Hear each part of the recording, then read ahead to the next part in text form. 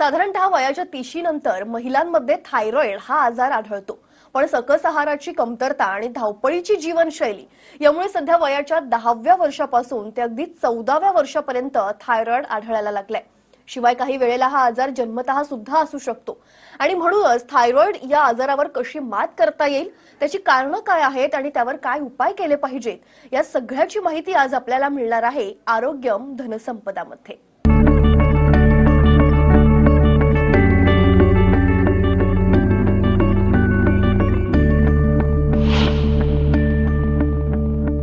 आरोग्यम धनसंपदामध्ये आज आपला विषय आहे थायरॉइडवर मात करा, आयुष्यभराच्या गोळ्या विसरा. आणि यावर मार्गदर्शन करण्यासाठी आपल्या सोबत आहे डॉक्टर अमोल चाटे. डॉक्टर, कार्यक्रमामध्ये आपलं खूप खूप स्वागत आहे. धन्यवाद. खरं तर कार्यक्रमाला सुरुवात करायची, पण त्याआधी डॉक्टरांची आपण थोडक्यात ओळख करूयात. डॉक्टर अमोल चाटे हे औरंगाबादमधील सुप्रसिद्ध होमिओपॅथी तज्ज्ञ आहेत. स्पेशली ऑस्ट्रेलियन होमिओपॅथी ट्रीटमेंट पद्धतीच्या माध्यमातून थायरॉइड सारख्या आजारावर ते उपचार करतात. मागील 5 वर्षापासून चाटेज होमिओपॅथीच्या माध्यमातून त्यांनी असंख्य रुग्णांना बरं केलेलं आहे. शिवाय बरं करण्याची किमया देखील त्यांनी साधली आहे. थायरॉइड आजारावर आयुष्यभर गोळ्या घ्याव्या लागतात ही गोष्ट डॉक्टर अमोल चाटे यांनी प्रॅक्टिसच्या सुरुवातीला ओळखली आणि हीच गोष्ट त्यांच्या कार्यासाठी प्रेरणा ठरली. थायरॉइड संबंधित भारतीय तसंच जगभरातील विविध देशांच्या डॉक्टरांच्या संशोधनाचा त्यांनी सखोल अभ्यास केला आणि हा अभ्यास केल्यानंतर त्यांच्या लक्षात आलं की ऑस्ट्रेलियन होमिओपॅथिक ट्रीटमेंट प्रोटोकॉल हा थायरॉइडच्या आजारावर अतिशय उपयोगी आणि उपयुक्त आहे. त्यानंतर मागील 5 वर्षात त्यांनी याच ट्रीटमेंटचा वापर करून असंख्य रुग्णांना थायरॉइडच्या आजारपणापासून पूर्णतः बरं केलंय. आणि एवढंच नाही तर पेशंट या आजारामध्ये सुद्धा गोळ्या विरहित आयुष्य जगू लागलेले आहेत. डॉक्टर अमोल चाटे यांच्याकडे फक्त औरंगाबाद शहरातूनच नाही तर संपूर्ण भारतातून रुग्ण येतात. शिवाय अमेरिका, न्यूझीलंड, दुबई, भूतान या देशांमध्ये डॉक्टरांच्या मेडिसिन्स देखील जातात. तर डॉक्टर, आपण चर्चेला सुरुवात करूयात. अतिशय महत्त्वाचा हा विषय आहे. तर मला सुरुवातीला जाणून घ्यायचं आहे, थायरॉइड म्हणजे नेमकं काय आहे? थायरॉइड नावाची आपल्या गळ्यामध्ये समोरच्या बाजूला एक ग्रंथी असते. या ग्रंथीमध्ये थायरॉक्सिन नावाचं हार्मोन तयार होत असतं. ह्या हार्मोनचा उपयोग शरीरातील विविध भागामध्ये मेटाबॉलिझमची प्रक्रिया पूर्ण करण्यासाठी होतो. या हार्मोनचं तयार होण्याचं प्रमाण हे संतुलित असणं फार महत्त्वाचं असतं. या संतुलनामध्ये जर गडबड झाली, म्हणजे हार्मोन तयार होण्याचं प्रमाण कमी झालं किंवा जास्त झालं, तर या कंडिशन्समध्ये थायरॉइडच्या ग्रंथीचे 2 आजार होतात. एक म्हणजे हायपोथायरॉइडिझम आणि दुसरा आहे हायपरथायरॉइडिझम. हायपोथायरॉइडिझम ह्या प्रकारच्या आजारामध्ये थायरॉइड ग्रंथीमधनं थायरॉइडच्या हार्मोनचं प्रमाण हे कमी प्रमाणात तयार होत असतं आणि हायपरथायरॉइडिझम या आजाराच्या प्रकारामध्ये थायरॉक्सिन हार्मोनचं प्रमाण हे जास्त तयार होत असतं. तर सर, खरं तर प्रत्येक आजाराची वेगवेगळी लक्षणं असतात. थायरॉइड झाले हे कळण्यासाठी काही लक्षणं असतात का? आधी सांगितल्याप्रमाणे थायरॉइडच्या आजाराचे 2 प्रकार असतात, हायपरथायरॉइडिझम आणि हायपोथायरॉइडिझम. या दोन्ही आजारामध्ये प्रामुख्यानं जे आपल्या लक्षात येतं सुरुवातीला ते म्हणजे रुग्णाचं वजन. हायपोथायरॉइडिझम या प्रकारामध्ये रुग्णाचं वजन वाढतं आणि हायपरथायरॉइडिझम या प्रकारामध्ये रुग्णाचं वजन हे कमी होत असतं. या व्यतिरिक्त हायपोथायरॉइडिझम प्रकार जो आहे थायरॉइडचा, त्यामध्ये पेशंटला आळस जास्त येणं, झोप जास्त येणं, थकवा जास्त येणं, अंगामध्ये जडपणा जाणवणं, हातपाय दुखणं, जॉईंट पेन्स होणं, कंबरदुखी, हातापायाला मुंग्या येणं, हातापायाला क्रॅम्प्स येणं, डोकेदुखी होणं जी प्रामुख्याने सकाळी होते, बद्धकोष्ठ होणं, पोटाचे विकार होतात, त्यानंतर डिप्रेशन जाणवतं, मूड स्विंग होतं, ही हायपोथायरॉइडिझमच्या आजाराची लक्षणं आहेत. त्यानंतर दुसरा जो आहे हायपरथायरॉइडिझम, या प्रकारच्या थायरॉइडच्या आजारामध्ये रुग्णाचं कारण नसताना वजन कमी होतं, थकवा जाणवतो, कामामध्ये लक्ष लागत नाही, हातापायाला थरथराट जाणवते, त्यानंतर शौचास जास्त वेळा जावं लागतं, त्यानंतर रुग्णांचे डोळे बाहेर आल्यासारखे दिसतात, डोळ्यांमध्ये ओढल्यासारखं होतं. ही हायपरथायरॉइडच्या आजाराची लक्षणं असतात. खरं तर प्रामुख्यानं काय कारणं असतात की ज्यामुळे थायरॉइड सारखा आजार होऊ लागतो? थायरॉइडचा आजार होण्याची मुख्य कारणं जे असतात ते म्हणजे सर्वात आधी जे येतं ते आयोडीनची कमतरता. दुसरं कारण आहे की थायरॉइडच्या ग्रंथीमध्ये कॅन्सरस किंवा नॉन कॅन्सरस गाठी असणं. तिसरं कारण आहे व्हायरल इन्फेक्शन. थायरॉइडच्या ग्रंथीमध्ये बॅक्टेरियल किंवा व्हायरल इन्फेक्शन होणं हेही थायरॉइडचा आजार होण्याचं एक कारण आहे. त्यानंतर काही औषधांचा दुष्परिणाम होऊनही थायरॉइडचा आजार होऊ शकतो. जसे मानसिक आजारामध्ये दिल्या जाणाऱ्या औषधांमध्ये कधी लिथियमचं प्रमाण जर असेल तर त्याचाही दुष्परिणाम थायरॉइड ग्रंथीवरती होत असतो. त्यानंतर प्रेग्नन्सी हे एक मुख्य कारण मानलं जातं. आपल्या भारत देशामध्ये बऱ्याचशा स्त्रियांना ड्युरिंग प्रेग्नन्सी थायरॉइडचा आजार दिसायला आपल्याला सुरू होतं. त्यानंतर सर्वात मोठं आणि महत्त्वाचं कारण जे आहे थायरॉइडच्या आजाराचं आज आपल्या देशामध्ये ते म्हणजे ऑटोइम्युन डिसीज. ऑटोइम्युन डिसीज याचा अर्थ असा होतो की जेव्हा आपली रोगप्रतिकारक प्रणाली आपल्या शरीरातल्या एखाद्या ग्रंथी किंवा अवयवाच्या विरोधात अँटीबॉडीज तयार करते आणि त्या अवयवाला खराब करायला सुरू करते, त्या प्रकारच्या आजारांना ऑटोइम्युन डिसीज असे म्हणतात. जवळपास 90% थायरॉइडच्या रुग्णांमध्ये हेच कारण जबाबदार असतं थायरॉइडचा आजार होण्यासाठी. हायपोथायरॉइड ह्या थायरॉइडच्या आजाराच्या प्रकारामध्ये जर ऑटोइम्युन डिसीज हे जर कारण असेल तर त्या आजाराच्या प्रकाराला हशिमोटोज थायरॉइड असे म्हणतात.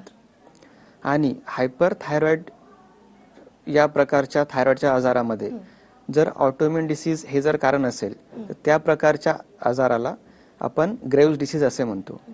हशिमोटोज डिसीज जो आहे, हशिमोटोज थायरॉइड जो आहे तो जवळपास स्त्रियांमध्ये प्रामुख्याने दिसतो आपल्याला आणि ग्रेव्हज डिसीज हा पुरुषांमध्ये दिसतो. नक्कीच. पण सर, बऱ्याचदा असं असतं की थायरॉइड सारखा आजार बरा होत नाही असं म्हटलं जातं, पण मग कायमस्वरूपी हा आजार बरा होऊ शकतो का? हो, नक्कीच. सध्या उपलब्ध असलेल्या ॲलोपॅथिक उपचार पद्धतीमध्ये थायरॉइडच्या आजारासाठी आयुष्यभर गोळी घ्यावीच लागते. परंतु आमच्या क्लिनिकमध्ये उपलब्ध असलेल्या ऑस्ट्रेलियन होमिओपॅथिक उपचार पद्धतीनुसार आम्ही आमच्या क्लिनिकमध्ये आतापर्यंत हजारो रुग्णांना थायरॉइडच्या आजारातून पूर्णपणे मुक्त केलं आहे. तुम्ही आता जो उल्लेख केला होता ऑस्ट्रेलियन होमिओपॅथी ट्रीटमेंट, म्हणजे ते काय आहे नेमकं, ते आमच्या प्रेक्षकांना सांगा. ओके. आम्ही आमच्या क्लिनिकमध्ये थायरॉइडच्या उपचारासाठी ऑस्ट्रेलियन होमिओपॅथिक उपचार पद्धतीचा वापर करतो. ऑस्ट्रेलियन होमिओपॅथिक उपचार टेक्निक याचा अर्थ असा आहे की ऑस्ट्रेलियातील काही होमिओपॅथिक तज्ज्ञांनी अनेक वर्ष थायरॉइडच्या रुग्णांमध्ये काही विशिष्ट औषधींचा वापर करून ते काही प्रोटोकॉल्स तयार केलेले आहेत. आणि या प्रोटोकॉल्सनुसार जर आपण ट्रीटमेंट केली तर रुग्ण पूर्णपणे बरा होतो आणि त्याच्या सर्व थायरॉइडच्या गोळ्या बंद होतात. आतापर्यंत तुम्ही होमिओपॅथीविषयी असं ऐकलं असेल की होमिओपॅथीच्या उपचारांसाठी खूप वेळ द्यावा लागतो किंवा होमिओपॅथीच्या औषधांचा परिणाम येण्यासाठी खूप टाईम लागतो. तसं काहीही नाही. जर तुम्ही आमच्या क्लिनिकमध्ये आलात तर 15 दिवस ते 1 महिना या कालावधीमध्ये पेशंटचे जवळपास 50% ते 70% लक्षणं आम्ही कमी करतो. 15 दिवस ते 1 महिना या कालावधीमध्ये लक्षणं करण्याची जी टेक्निक आहे हीच ऑस्ट्रेलियन होमिओपॅथिक उपचार पद्धती आहे. सर, तुम्ही ज्या उपचार पद्धती आता सांगितल्या तर त्यामुळे खरं तर थायरॉइडचा आजार बरा व्हायला साधारणतः किती वेळ लागू शकतो? ॲलोपॅथिक उपचार पद्धतीनुसार जर आपण विचार केला तर थायरॉइडचा आजार हा आयुष्यभर बरा होत नाही. मॅक्झिमम रुग्णांना आयुष्यभर गोळ्या घ्याव्या लागतात. परंतु आमच्या ऑस्ट्रेलियन होमिओपॅथिक उपचार पद्धतीने थायरॉइडचा आजार पूर्णपणे बरा होतो आणि रुग्णास आयुष्यभर गोळ्या घ्यायची गरज पडत नाही. आता हा आजार बरा करण्यासाठी लागणारा वेळ हा पूर्णतः याच्यावर डिपेंड असतो की रुग्ण किती लवकर आमच्याकडे येतो. जर सुरुवातीच्या 6 महिने वर्षभरात जर पेशंट आमच्याकडे आला तर आम्ही त्याला लवकरात लवकर बरं करतो आणि त्याच्या गोळ्या बंद करतो. परंतु पेशंट जर 5 वर्ष, 10 वर्ष, 20 वर्ष गोळ्या घेऊन जर येत असेल तर अशा कंडिशनमध्ये लागणारा वेळ थोडा जास्त असतो. परंतु त्या कंडिशनमध्येही आम्ही थायरॉइडच्या रुग्णाला 100% पूर्णतः बरं करतो आणि त्याच्या गोळ्याही बंद करतो. जर रुग्ण कोणत्याही गोळ्या न घेता आजार झाल्या आमच्याकडे आला तर आम्ही त्याला ॲलोपॅथीची कोणतीही गोळी चालू करत नाही आणि 1 महिना ते 2 महिने या इतक्या कमी कालावधीमध्ये आम्ही रुग्णाचे सर्व रिपोर्ट्सही नॉर्मल करतो आणि त्यानंतरही पेशंटला आमच्याही गोळ्या घ्यायची गरज पडत नाही. पण सर, जर का आता आपले जे काही प्रेक्षक तुम्हाला पाहतायत त्यांना जर का तुम्हाला भेटायचं असेल आणि जाणून घ्यायचं असेल या सगळ्या उपचार पद्धती, तर त्यांना कसं तुम्हाला भेटता येईल? मागील 5 वर्षापासून आमचं क्लिनिक औरंगाबाद शहरामध्ये आहे आणि लवकरच आम्ही मुंबई, पुणे आणि नाशिक या शहरांमध्ये क्लिनिक चालू करत आहोत. तरी दिनांक 9 आणि 10 मार्च रोजी मी मुंबईमध्ये रुग्णांना तपासण्यासाठी उपलब्ध असणार आहे. ज्या रुग्णांना मुंबईमध्ये मला भेटायचं असेल त्यांनी स्क्रीनवर दिसत असलेल्या कॉन्टॅक्ट नंबरवरती कॉल करून पत्ता आणि अपॉइंटमेंट घ्यावी. ज्या रुग्णांना औरंगाबाद, मुंबई, पुणे, नाशिक या सेंटर्सवर येऊन भेटणं शक्य नसेल त्यांच्यासाठी आम्ही ऑनलाईन क्लिनिकचा पर्याय उपलब्ध करून दिला आहे. ऑनलाईन क्लिनिकच्या माध्यमातून आम्ही आतापर्यंत भारतामध्ये जवळपास 25 शहरामध्ये आमचं औषध पाठवलं आहे आणि भारताच्या व्यतिरिक्त Australia, America, Dubai, New Zealand, Bhutan या देशांमध्ये आमची औषधं जातात. ज्या रुग्णांना ऑनलाईन क्लिनिकच्या माध्यमातून उपचार घ्यायचे आहेत त्यांनी स्क्रीनवर दिसत असलेल्या व्हॉट्सॲप नंबरवर तुमचे रिपोर्ट्स आणि लक्षणं हे पाठवायचे आहेत. त्यानंतर त्या रुग्णांशी संपर्क साधून आम्ही औषधं त्यांच्या घरी पोस्टाने पाठवू. तर कार्यक्रमामध्ये वेळ झाली एका छोट्याशा ब्रेकची. तुम्ही कुठेही जाऊ नका, पाहत रहा आरोग्यम धनसंपदा. ब्रेक नंतर आरोग्यम धनसंपदामध्ये आपलं पुन्हा एकदा स्वागत. आणि आजचा आपला विषय आहे थायरॉइडवर मात करा, आयुष्यभराच्या गोळ्या. आणि यावर मार्गदर्शन करण्यासाठी आपल्या सोबत आहे डॉक्टर अमोल चाटे. धन्यवाद. सर, बऱ्याचदा असं होतं थायरॉइडच्या आजारामध्ये रोज एक गोळी घ्यावी लागते, मात्र ते घेऊन सुद्धा त्रास जो आहे तो कमी होत नाही, तो तसाच असतो. असं का? यावर तुमचं काय मत आहे? जवळपास 70% थायरॉइडच्या रुग्णांमध्ये असं दिसून येतं की पेशंट नियमितपणे रोज व्यवस्थित गोळ्या घेतात आणि त्यांचे ब्लड रिपोर्ट्सही नॉर्मल येतात, परंतु त्यांचा रोजचा होणारा त्रास किंवा त्यांची रोजची लक्षणं जात नाहीत. त्याचं मुख्य कारण हे आहे की ऑटोइम्युन डिसीज. या रुग्णांना ऑटोइम्युन प्रकारचा थायरॉइड असतो. या प्रकारच्या थायरॉइडमध्ये आमच्या ऑस्ट्रेलियन होमिओपॅथिक उपचार पद्धतीच्या उपचारांनी 15 दिवस ते 1 महिना या अत्यंत कमी कालावधीमध्ये हे सगळे लक्षणं आम्ही दूर करतो आणि त्यानंतर हळूहळू गोळ्याही बंद होतात, परंतु पेशंटचा रोजचा होणारा त्रास 15 दिवस ते 1 महिना या कालावधीमध्ये जवळपास 90% आपण कमी करू शकतो. सर, तुम्ही मघाशी जसा उल्लेख केला होता हशिमोटो थायरॉइडिटिस, ते म्हणजे नेमकं काय आहे आणि ते बरं होऊ शकतं का?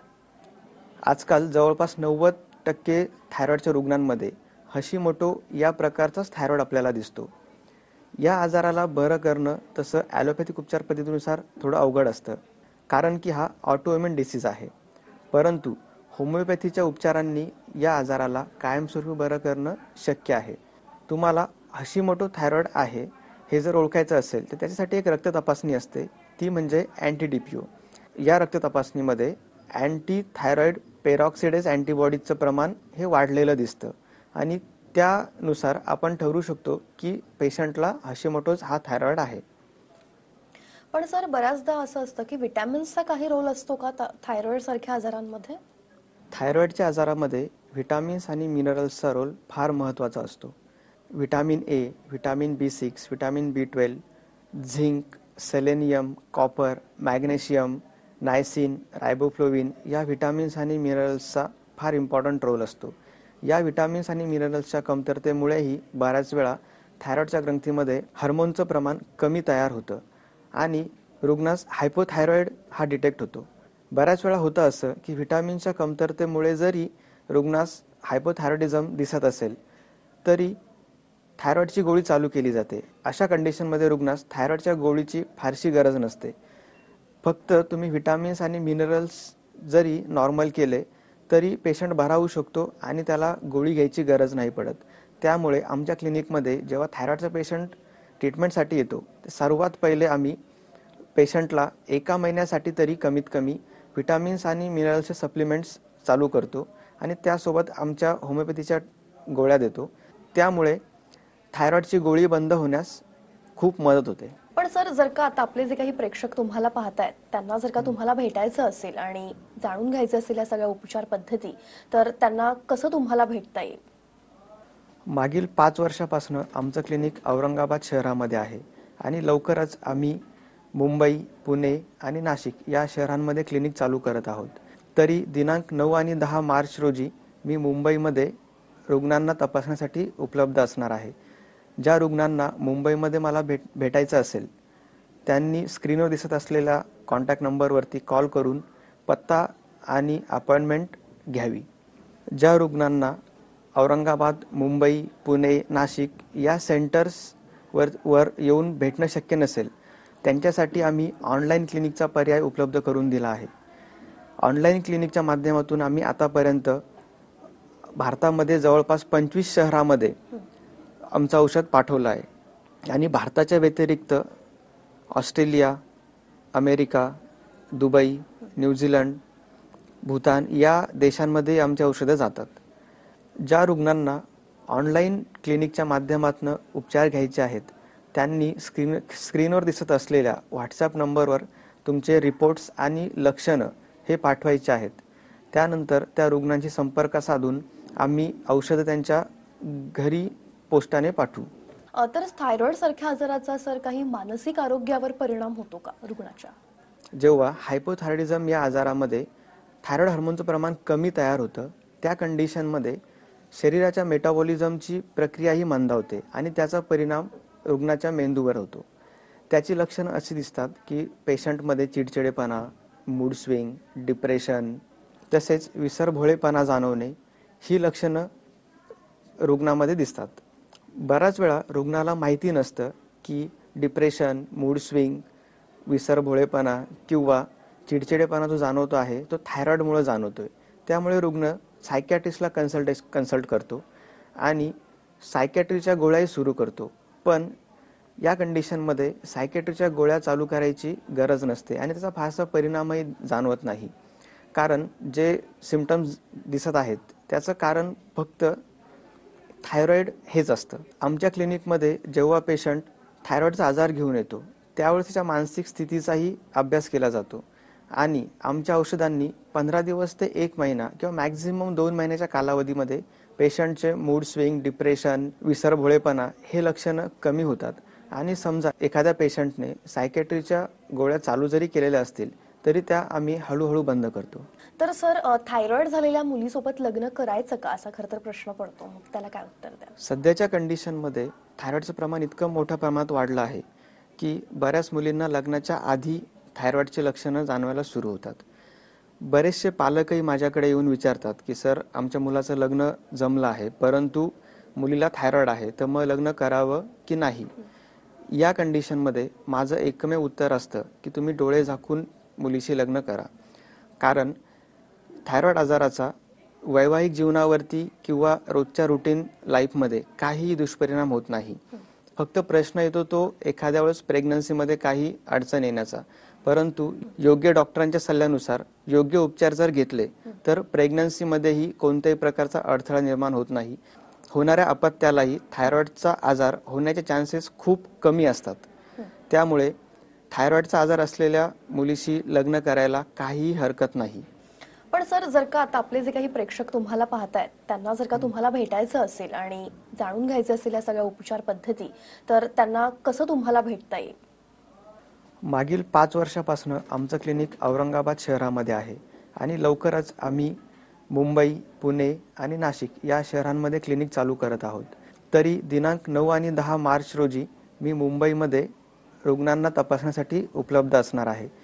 ज्या रुग्णांना मुंबईमध्ये मला भेटायचं असेल त्यांनी स्क्रीनवर दिसत असलेल्या कॉन्टॅक्ट नंबरवरती कॉल करून पत्ता आणि अपॉइंटमेंट घ्यावी.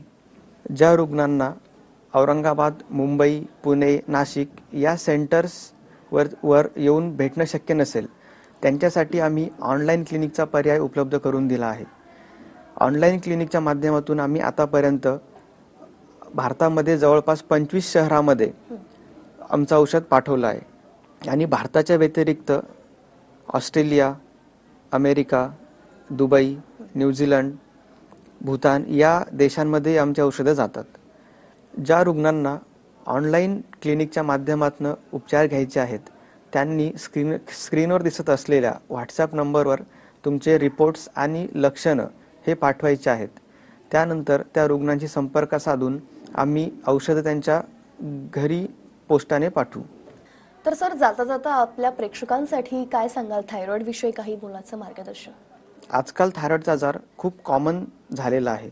तरी रुग्णांनी या आजाराला घाबरण्याचे काहीही कारण नाही. योग्य उपचार आणि डाएटमध्ये थोडेफार चेंजेस करून आपण या आजारावरती मात करू शकतो आणि थायरॉइडच्या आजाराला आपण पूर्णपणे बरं करू शकतो. नक्कीच सर, तुम्ही इथे आलात आणि खूप मोलाचं असं मार्गदर्शन केलं, त्यासाठी खूप खूप धन्यवाद. धन्यवाद. आरोग्यम धनसंपदामध्ये आता वेळ झाली इथेच थांबण्याची. पुन्हा भेटणार आहोत एक नवा विषय घेऊन. तोपर्यंत पाहत रहा TV9 मराठी. हा व्हिडिओ तुम्हाला आवडला असेल तर असे आणखी व्हिडिओ पाहण्यासाठी TV9चं YouTube चॅनल सबस्क्राईब करा, बेल बटण दाबा. ताज्या घडामोडींसाठी लॉग ऑन करा tv9marathi.com.